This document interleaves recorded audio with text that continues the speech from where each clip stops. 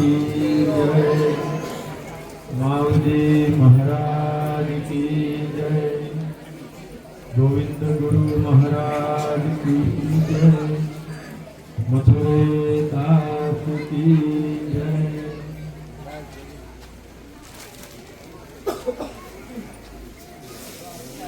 वंशी विभूषित करान नवनीरगाभास, पीतांबरा करुणबिंब फलाधरोष्ठा, पूर्णेन्दु सुंदर मुखादर बिंदु नेत्रा, कृष्णात् परं किमपि तत्त्वमहं न जाने।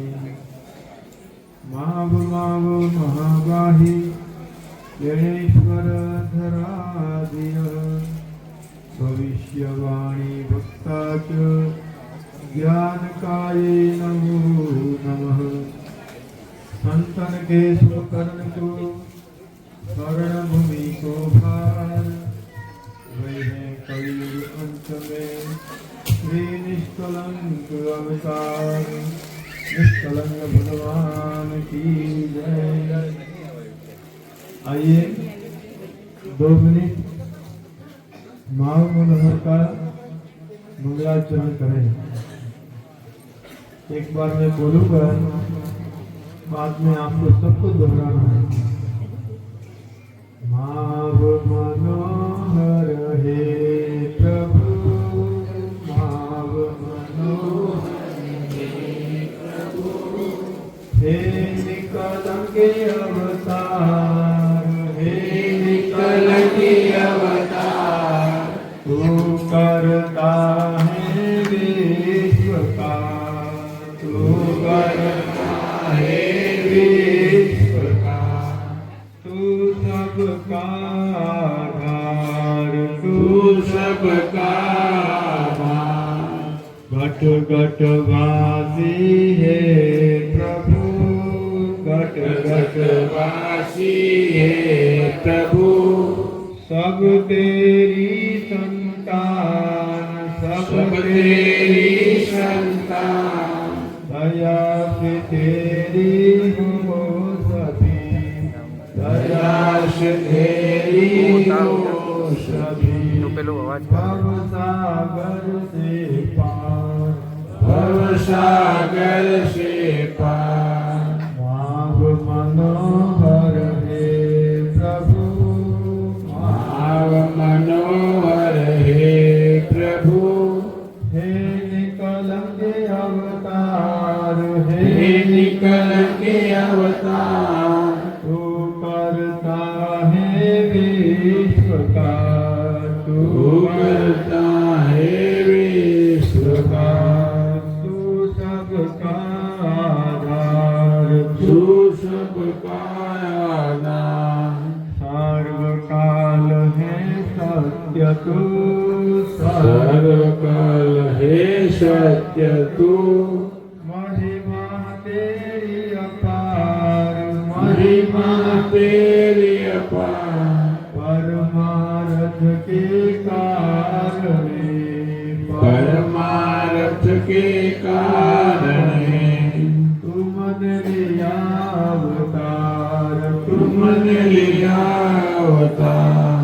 माव मनोहर हे प्रभु, माव मनोहर हे प्रभु, हे निकलंके अवतार, हे निकलंके अवतार, तू करता है विश्व का, तू करता है विश्व का, तू सबका आधार, तू सबका आधार, तू सबका आधार, तू सबका आधार। माऊजी महाराज की जय, सत्य सनातन धर्म की जय, धर्म की जय हो, धर्म की जय हो। अधर्म का नाश हो, अधर्म का नाश हो। प्राणियों में सद्भावना हो, प्राणियों में सद्भावना हो। विश्व का कल्याण हो, विश्व का कल्याण हो। नमः पार्वती पते हर हर महादेव।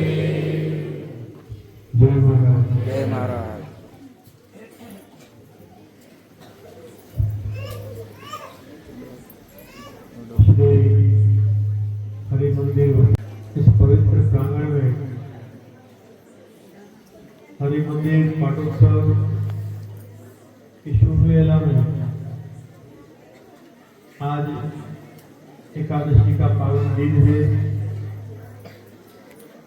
भगवान बिरसा मुंडा के भी जन्म जयंती समारोह का पावन दिवस है। बहुत सारे योग संयोग आज के दिन हमको सबको मिला है।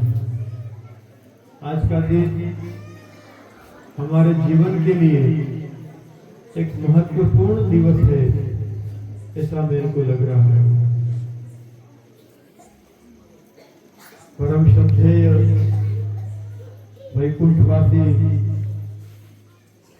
मानसिंह काका को आज मैं याद करता हूँ, जिन्होंने यह पवित्र मंदिर की आधारशिला रखी और बाद में पूरे वसैया परिवार में और वासिया के सभी भक्तों ने मिलकर के उस आधारशिला पर यह पवित्र गगनचंदी हरि मंदिर का निर्माण कराया। तो आज इस पाटोत्सव पर आपको सबको बहुत शुभकामनाएं और बधाई देता हूँ। वैसे ही बेणेश्वर धाम पर मामजी महाराज की पुत्रवधू जनकुमारी माता ने जिस दादी की स्थापना करी और मंदिर का निर्माण कराया, 300 वर्ष बाद वह मंदिर समय के साथ साथ छोटा लगने लगा। तब हमने सबने मिलकर के उसका बहुत सुंदर जीर्णोद्धार का काम किया और उस स्वर्ण शिखर प्रतिष्ठा महोत्सव के हम सभी साक्षी हैं। हम सबको अपने तन मन धन की आहुति देने का सौभाग्य भी प्राप्त हुआ। भाइयों, भक्तों, भक्तानियों, आप सबको मैं निवेदन करता हूँ, ये मंदिर जो है हम सबको एक करते हैं। हम किसी के घर में या आंगन में हो सकता है किसी की नाराजगी खाते जाए न जाए, लेकिन भगवान का घर है, भगवान का मंदिर है। यहाँ हम अपनी व्यक्तिगत किसी भी स्वार्थ के कारण यहाँ पर नहीं आते हैं, बल्कि अपने इस लोक को और परलोक में हमें स्थान मिले, उसके लिए हम मंदिर में आते हैं। यह मंदिर जन जागृति के और लोक कल्याण के पावन आस्था स्थल है। कई दिन दुखियों की जो तकलीफें हैं वो यहाँ आने पर दुख होती है, दूर होती है। हमारी सच्ची निष्ठा, सच्ची भक्ति, अगर हम बहुत श्रद्धावान होकर के भगवान के चरणों में कोई मनोकामना करते हैं, भाव रखते हैं, तो ये अबोल मूर्ति भी बोलने लग जाती है और हमारे कार्य वह सिद्ध करती है। कारण कि वह परमात्मा जड़ चेतन सबके अंदर वही का वही समाया हुआ है। जैसे हम कहते हैं आत्मा सो परमात्मा, लेकिन उस आत्मा को देखने के लिए ये शरीर आवश्यक है। बिना देह के, बिना शरीर के हम उस आत्मा का अनुभव कैसे करेंगे कि ये आत्मा कैसी है? तो वो अनुभव तभी होगा जब वह शरीर में होगी, देह में होगी। तो देह की अपनी एक सीमा है, 50 साल, 100 साल, यह शरीर एक दिन समाप्त होने वाला है। लेकिन इस शरीर के माध्यम से जिस आत्मा को हमने देखा और उस आत्मा ने जो जो महान कार्य किए, लोक परलोक में तरने और तारने वाले कार्य किए, वो कभी मिटते नहीं हैं।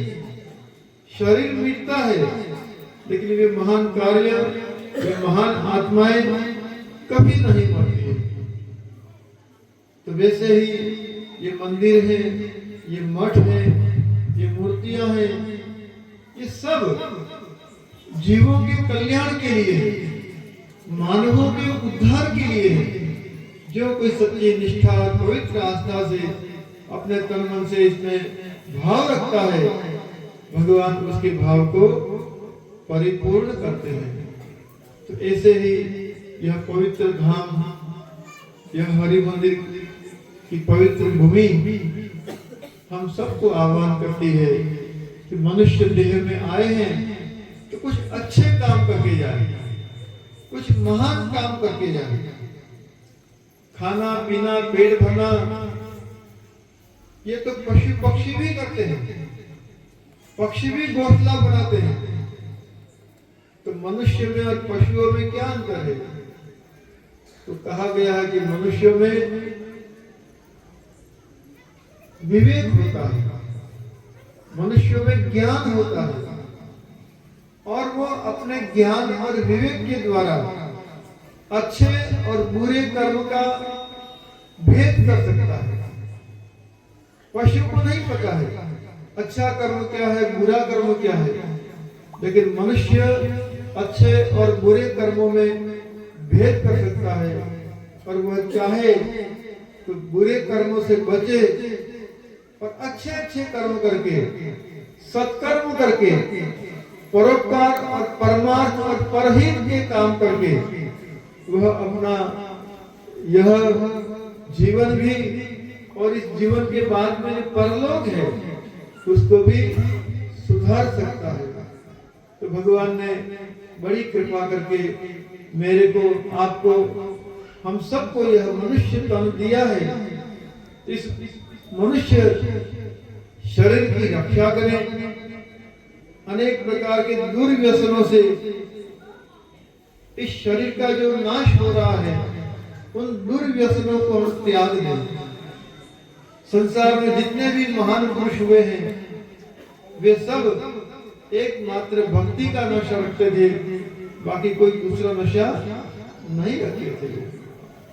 तो भाइयों को, भक्तों को, सबको मैं निवेदन करना चाहता हूँ कि अब समय आ गया है, चौथा जुगनी छलनी वारी वालम पूर्ण वारो आएगा। तो ये वारा आया है, 70-80 साल इसके बीत चुके हैं देश की आजादी के, और आजादी की पहले की घटनाएं, कथाएं, कहानियां आप याद करो। कितना कितना कष्ट था, कितनी तकलीफें थी, उनका अगर हम कहने जाए तो दिन और रात भी कम पड़ जाएगा। इतनी तकलीफें थी, कुछ भाग्यवश थी तो कुछ समाज के पूरे लोगों के कारण समाज को तकलीफें थी। लेकिन अब देश आजाद हुआ है, खुली आजादी में हम सांस ले रहे हैं, तो हमारा कर्तव्य है कि हम अच्छे अच्छे कर्म करें, बच्चों को खूब पढ़ाएं, लिखाएं, होशियार बनाएं, उनको संतों का समागम करें, भक्तों की संगत करें। जो दुष्ट हैं, जो बुरे गुण वाले हैं, उनसे बचा करके रखें अपने बच्चों को और अपने नौनिहालों को। ये नौनिहाल, ये भावी पीढ़ी समाज की रक्षा करने वाली बनेगी, समाज का उद्धार करने वाली बनेगी। अगर यह भावी पीढ़ी मोबाइल के माध्यम से, टीवी, रेडियो, अखबारों में जो लड़ाई झगड़ा, मार काट, हत्या, डकैती यही अगर देखती रहेगी, यही अश्लीलता देखती रहेगी, तो वो उसके दिलो दिमाग पर छा जाएगा और फिर उसकी सोच वैसी ही वैसी बनती चली जाएगी। इसलिए माता पिता का कर्तव्य है अपने बच्चों को ऐसी बुरी चीजों से बचाएं और अच्छे संतों के, महापुरुषों के संगत में अपने बच्चों को ले जाएं, ताकि वो अच्छी अच्छी शिक्षा ग्रहण करके अपने जीवन को अच्छा बनाए, परोपकारी बनाए, परमार्थी बनाए। यही मैं इस अवसर पर निवेदन करना चाहता हूँ। अभी हम लोग कबीर महाराज के मंदिर वहां दर्शन करके आ रहे हैं। कबीर महाराज ने क्या कहा, तुम कहते कागज की लेखी और मैं कहता निज नयन की देखी। तुम किताबों की बातें करते हो, लेकिन मैं आत्मा की किताब, अपने आत्म ज्ञान की बात करता हूँ। और वही की वही बात मावजी महाराज ने अपने पवित्र चोपड़ों में लिखी। आप में से बहुत सारे भक्तों ने चोपड़े के दर्शन किए होंगे। बेनेश्वर में हरि मंदिर के पास संग्रहालय बनाया गया है, वहाँ चोपड़ा लगाया गया उस हॉल के अंदर। उन चोपड़ों में हमें क्या शिक्षा मिली है कि कलम की ताकत बड़ी है। मावजी महाराज ने दोनों हाथ और दोनों पैर से कलम चलाई और चोपड़े लिखे। हम भी अपने जीवन में अपनी कलम से लोगों का उद्धार हो, लोगों का कल्याण हो, हमारी भावी पीढ़ी उज्जवल भविष्य की ओर बढ़े। हम अपनी कलम में वो ताकत बढ़े, वो कलम चले हमारे। अब तीर कमान बंदूक गोले ये सब बातें अब इसका महत्व नहीं रहा। अब कलम की ताकत हो गई है। अब तो अमेरिका का राष्ट्रपति कोई एक निर्णय करता है तो उसका प्रभाव हमारे देश पर भी पड़ता है, पूरे विश्व पर पड़ता है। इतनी उसकी कलम में ताकत है। कारण कि सारा संसार अब एक धाम की तरफ हो गया है। भले देशों की, राज्यों की सीमाएं दिखती है भौगोलिक रूप से, लेकिन आर्थिक रूप से, राजनीतिक रूप से, वैचारिक रूप से आज भी जो ताकतवर है उसी की कलम काम करती है। तो भाइयों भक्तों, बच्चों को पढ़ाइए, लिखाइए। यही इस अवसर पर मैं कह सकता हूँ। भगवान आप सबका भला करे, कल्याण करे, आप सबका मन भक्ति में लगे। और भक्ति खाली भगवान की नहीं, जिस भगवान ने हमको जन्म दिया है, वो माता पिता रूपी जो भगवान है, उनके भी भक्ति करनी है, उनकी भी सेवा करनी है, उनके भी बुढ़ापे का सहारा बनना है।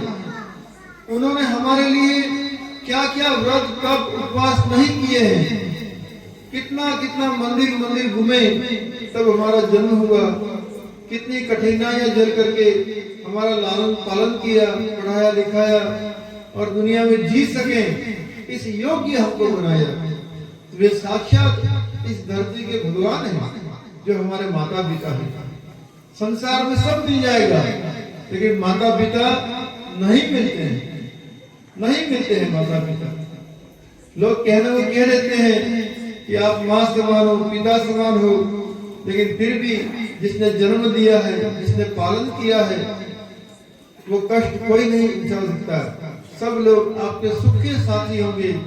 एकमात्र माता पिता ही ऐसे होते हैं जो सुख के नहीं दुख के भी हमारे साथी होते हैं। तो वो धरती के साक्षात देवता है। भगवान ने कहा मैं हर घर में जन्म नहीं ले सकता हूँ, इसलिए मैंने माँ को गढ़ा है और माँ के रूप में मैं ही तुम्हारे घर में बैठा हुआ हूँ। ऐसा भगवान ने कहा, मातृ देवो भव। तो ऐसी माँ को भगवान मानिए, माँ की आज्ञा का पालन करिए, उनके संस्कारों को उज्जवल बनाइए। यही धर्म की शिक्षा है और यही मठ मंदिरों का उद्देश्य है। भाइयों भक्तों, आप सब एक रहना, नेक रहना। जीवन में आए हैं, सुख दुख तो आएगा, उसको कोई मिटा नहीं सकता है। सुख आया है तो दुख भी उसके साथ लगा हुआ ही है। और कोई दुख है तो डरो मत, घबराओ मत, वो भी एक दिन जाएगा और सुख आएगा। तो जैसे दिन और रात की जोड़ी है, गरीब अमीर की जोड़ी है, सुख दुख की जोड़ी है, नर नारी की जोड़ी है, देवता और देवियों की जोड़ी है। वैसे ही सुख दुख की जोड़ी है, इसे हमें सुख में बहुत ज्यादा उछल कूद करके खुश नहीं होना है और दुख में हमें दुखी नहीं होना है। दोनों में समरस रह करके अपने जीवन का हमें कल्याण करना है। यही मैं इस अवसर पर कह सकता हूँ। आगामी 3 जनवरी पौष पूर्णिमा पदयात्रा महोत्सव है। आप सबको पधारने का मैं निमंत्रण देता हूँ कि आप सब पौषी पूनम पद यात्रा में पधारे और अपना तथा अपने पितरों का वहाँ तर्पण करें, कल्याण करें। 2 तारीख को महाआरती होगी और 3 तारीख को पूनम की धर्म सभा होगी। आप प्रतिवर्ष बहुत सारे लोग आते हैं, जो नहीं आ रहे हैं वे भी उस धाम में आवे। माम जी महाराज ने अपने भक्तों के लिए बेणेश्वर को धाम बनाया है। हमारे भक्त काशी, मथुरा, वृंदावन, हरिद्वार नहीं जा सकते हैं, तो भगवान ने कहा कि देवता में श्याम जोइए, देवता में माऊ जोइए, तीर्थ में माहिरे, करो साधु आरती, आरती हो हरि ने समरो सतमन ज्ञानी, करो साधु आरती। तो भगवान ने बेणेश्वर को, बेण को, सोम माही को घाट आबू घरों से आज को नित्या जो हमारी बात ऐसा आशीर्वाद दिया है। आप सब पद यात्रा में पधारे। आप सबके हृदय में बैठे हुए भगवान को नमस्कार करता हूँ, प्रणाम करता हूँ और मेरी वाणी को यहीं विराम करूँ। लेकिन उसके पहले हमारे किशोर भाई वसैया, जिनकी अभी 30 तारीख को 31 तारीख को रिटायरमेंट कार्यक्रम हुआ और उन्होंने अपनी राजकीय सेवाओं से सेवानिवृत्ति ली है। अब हमें अधिक से अधिक उनका लाभ मिलेगा और अधिक धर्म कार्य में। तो एक अच्छे ईमानदार और कुशल प्रशासक के रूप में आपने इरिगेशन की अपनी सेवाएं पूर्ण करी हैं। तो मैं चाहता हूं कि आप सबकी ओर से किशोर भाई वसैया का यहाँ इस दुपट्टे द्वारा, शॉल द्वारा हम सम्मान करें और ऐसे कार्यकर्ताओं को सम्मान करके हम खुद अपने आप को सम्मानित करते हैं। श्री किशोर भाई वसैया पधारे, उषा भी पधारे, आप सजोड़े आवे। आप दोनों का सम्मान करता हूँ और मैं छगन महाराज को माइक देता हूँ, संबोधन करें।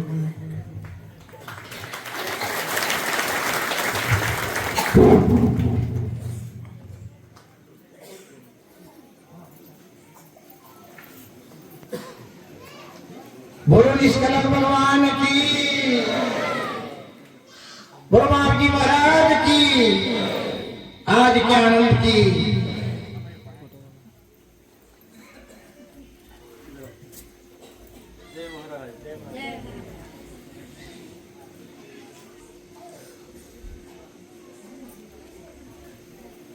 जय महाराज।